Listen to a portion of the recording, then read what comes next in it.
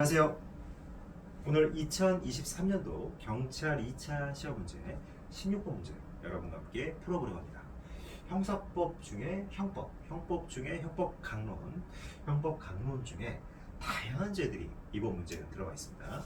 협박죄, 체포죄, 강간죄, 권리행사당해죄까지 아주 다양한 죄들을 섞어놨어요. 그래서 종합 문제고 판례 문제고 좀 까다롭습니다. 좀 까다롭고 판례를 조금 그 내용을 샅샅이 좀 알아야 돼요. 그러니까 판례를 너무 이렇게 듬성듬성 외우신 분들은 이거 좀 풀기가 어려웠을 거예요. 그러니까 굉장히 좀 타이트하게 판례의 어떤 판시 사항들을 정확하게 밑줄 치고 중요한 부분을 키워드 처리하고 또 중요한 부분에 밑줄을 끄고 이렇게 공부하지 않은 분들은 조금 어려울 수 있습니다, 여러분. 네, 그래서 이번 문제 한번 같이 풀어보도록 하겠습니다. 사실 오늘 또 제가 일주일 만에 제 이렇게 연구실에 왔고, 뭐 이 연구실이라기보다는 그냥 제 공간입니다. 제 공간에 왔고, 여기서 또 제가 이렇게 강의를 오랜만에 찍게 됩니다. 그러다 보니까 굉장히 또 낯설어요. 저 산바리에 놓여져 있는 휴대폰을 보면서 이야기한다는 게 이 조용한 아무도 없는 곳에서 굉장히 낯설어요. 지금 저 산바리하고 저밖에 없는 거잖아요, 여러분들. 얼마나 좀 재밌는 상황입니까? 저 혼자 이렇게 모노로그라고 하나요? 우리가 모노로그라고 하나요? 뭐라고 하나요? 저 혼자 이렇게 좀 독백 영화를 찍고 있는 그런 느낌이에요. 연극을 찍고 있는 느낌이에요. 사실은 되게 부끄럽기도 하고 어떻게 보면 좀 낯설기도 하고. 근데 또 아무도 없으니까 되게 편하기도 해요. 저 혼자 떠드는 거잖아요, 그렇죠? 네, 그래서 여러분들이 물론 보고 계실 거라는 생각은 합니다. 한 명, 두 명 정도 제 가족들 빼고요. 제 가족들 빼고 한두 명 정도는 보고 계시지 않을까 하는 아주 작은 기대를 갖고 있습니다, 여러분들. 참 뭐 무의미한 행동이라고 할 수 있겠지만 또 제가 뭐 나름 안정된 직장을 다니고 있음에도 제가 이렇게 하는 이유는 제 꿈이기 때문이에요. 제가 한번 꿈 얘기 한번 길게 한 적 있죠. 이 강의를 하고 이 강의를 통해서 수험생 여러분과 호흡하고 그리고 또 여러분의 친구가 되기도 하고 힘이 돼주기도 하고 또 어려운 문제를 풀어준 동네 형님이 되기도 하고 이렇게 어떻게 보면은 좀 여러분과 함께 밀접하게 호흡하면서 또 가르쳐주고 이게 제가 좀 가지고 있는 제 적성에 제일 잘 맞는 일이고 이상하게 그 길로 자꾸 가고 싶어요. 굉장히 어렵고 힘든 길이고 제 나이도 되게 좀 있거든요. 그래서 사실은 지금 강의를 한다는 게 사실은 쉬운 일이 아니란 말이에요. 근데 이렇게 제가 자꾸 이렇게 힘든 길을 가는 이유가 무언가가 있지 않을까? 그런 생각을 합니다. 더 늦어지고 싶지 않고 이제 조만간에 정말 좀 여러분들 곁에 가까이 다가가고 싶은데 근데 뭐 아무도 연락이 없습니다. 아무도 연락이 없고 혹시 여러분들 중에 이 강의를 보시다가 유튜브에 좀 괜찮은 선생님이 하나 있는 것 같다 이렇게 생각하시는 분은 학원 관계자분들께 좀 저도 소개 좀 시켜주시고 또 주변 친구분들한테도 한번 영상 들어봐라 나름 괜찮다 이런 말씀도 해주시면 정말 좋을 것 같아요.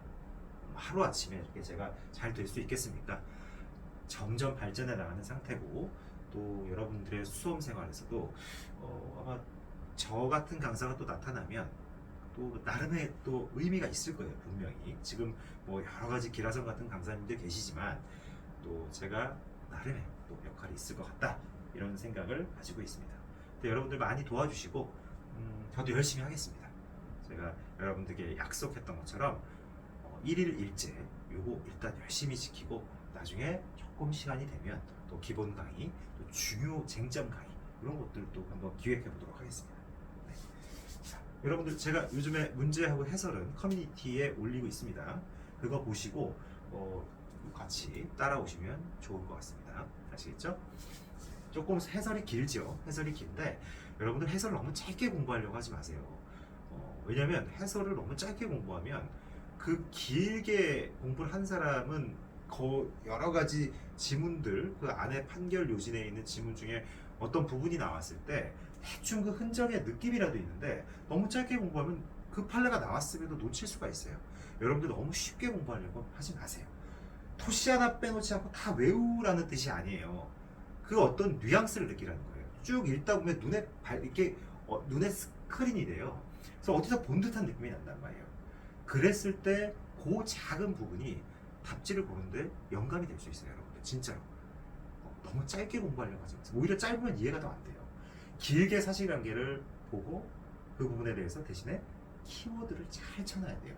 저도 좀 밑줄이나 굵은 글씨 처리를 조금 많이 해놨는데 여러분들이 그건 스스로 정말 중요한 키워드는 딱 형광펜으로 단어 한두 개 정도 쳐놓고 그리고 중요 요지도 형광펜으로 한 줄 정도 이렇게 딱 걸어야 됩니다. 그리고 판례의 타이틀을 반드시 기재를 해야 돼요. 제가 지금 쓰고 있는 교재도 점점 업그레이드를 할 예정인데 아마 좀 판례에다가 특히 뭐 너무나 이제 일반적인 판례는 타이틀을 다 달 수 없겠지만 이 판례의 제목 타이틀하고 키워드 처리, 요 중요 키워드 이런 것들을 좀 표기를 해놓을까 하는 생각을 하고 있어요. 아마 근데 그 과정은 좀 오래 걸릴 거예요. 강의를 하면서 제가 제 교재를 교환으로 제공해드리고 그러면서 아마 작업이 좀 이루어지지 않을까 하는 생각을 하고 있습니다. 굉장히 힘든 작업이고 과연 또 의미가 있는지도 약간은 걱정이 돼요. 왜냐하면 그런 것들은 본인들이 사실은 가장 본인에게 맞게끔 만드는 게 제일 좋거든요. 근데 시간이 없기 때문에 그런 부분들도 제가 한번 챙겨보도록 하겠습니다. 여러분들 아직 갈 길이 참 멀고요.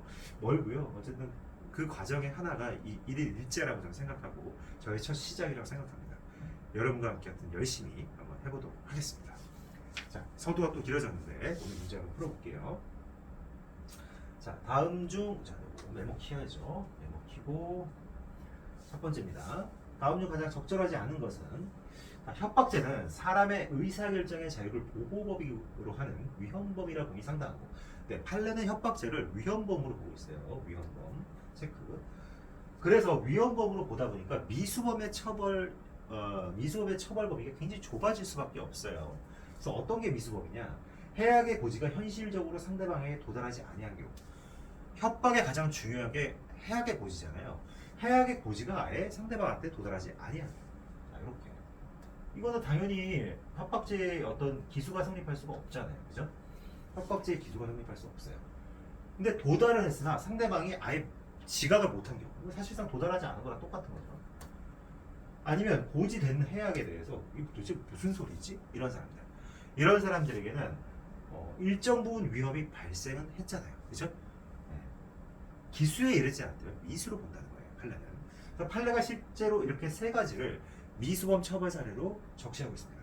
그래서 이거 여러분들 맞는지입니다. 이거 이해하시면 될 것 같아요. 너무 유명한 판례죠? 너무 유명한 판례입니다. 1번은 완벽하게 암기해 두셔야 되고 그 다음에 이제 두 번째 자 체포죄 요게 중요해요. 요게 체포죄도 미수범이 인정된다는 거예요. 체포죄도 미수범이 인정된다. 이거 여러분들 굉장히 중요한 판례고 여기를 많이 놓쳤어요. 여러분들이. 근데 이게 판례 최신 판례에 나왔었고 한 5년 이내 판례에 있어요. 5년 이내 판례에 있고 굉장히 중요한 판례입니다. 최신 판례로서. 근데 이 부분을 여러분 놓치면 안 돼요. 반드시 기억해 두셔야 됩니다. 체포죄는 계속범으로서 원칙적으로 체포의 행위에 확실히 사람의 신체의 자유를 구속한다고 인정할 수 있을 정도의 자, 시간적 계속. 체포죄가 성립하기 위해서 제일 중요한 게 시간적 계속이에요. 근데 신체의 자유에 대한 구속이 그와 같은 정도에 이르지 못하고 일시적인 것으로 그쳤다. 부정돼서 무죄다? 아니에요. 일시적으로 나마 어떤 구속이 있었다면 미수범은 성립할 수 있다는 거예요. 미수범은. 그래서 체포죄의 미수범이 성립된다. 이게 되게 중요한 부분입니다. 미수범 성립. 굉장히 중요한 부분이에요. 체포죄도 미수범이 성립될 수 있다. 아시겠죠? 그 다음 세 번째. 강간죄의 성립에 언제나 직접적으로도 필요한 수단으로서 감금 행위를 수반하는 것은 아니죠. 맞죠? 강간할 때 꼭 감금해야 되는 건 아니죠. 감금 행위가 강간 미수죄의 수단이 되었다 하여 감금 행위는 강간 미수죄에 흡수되어 범죄를 구성하지 않는다고 할 수는 없는 것이고 반드시 수반되는 게 아니기 때문에 별죄라는 거예요. 별죄. 그때는 감금죄하고 강간 미수죄는 한 개의 행위에 의해 실현되는 경우 맞습니다. 따라서 형법제 40조에 상경관계가 있다는 거죠. 강간하면서 방에 가둬놓고 강간하는 거예요. 결국 하나의 행위잖아요. 그죠? 그래서 이런 거 상상적 경험이 같다. 이렇게 되는 거예요. 그래서 올려야 되겠네요. 잠깐. 네 번째. 다시 또 킵니다. 메모. 조금 불편해요. 칠판이 좀 예전 스타일이라 좀 불편합니다. 전체 칠판이.